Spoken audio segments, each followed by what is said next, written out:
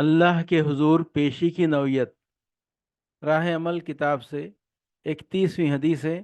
قال رسول اللہ صلی اللہ علیہ وسلم ما منکم من احد الا سیکلمہ ربہ لیس بینہ وبینہ ترجمان ولا حاجب یحجبہ فینظر ایمن منہ فلا یرى الا ما قدم من عملہ وینظر اشأم منہ فلا یرى الا ما قدم وَيَنْظُرُ بَيْنَ يَدَيْهِ فَلَا يَرَى إِلَّا النَّارَ تِلْقَاءَ وَجْهِهِ فَاتَّقُوا النَّارَ وَلَوْ بِشِقِّ تَمْرَةٍ متفق علیہ حدی۔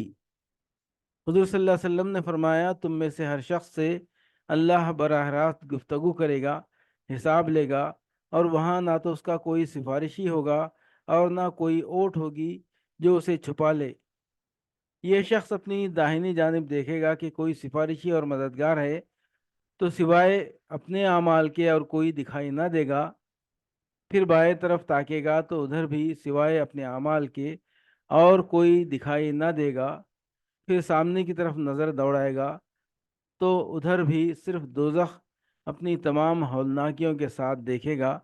تو اے لوگو، آگ سے بچنے کی فکر کرو، ایک کھجور کا آدھا حصہ ہی دے کر صحیح۔ اس موقع پر حضور صلی اللہ علیہ وسلم لوگوں کو انفاق، خدا کے دین اور خدا کے لیے بے سہارا بندوں پر خرچ کرنے کی تعلیم دے رہے ہیں، اس لیے صرف اسی کا ذکر کیا۔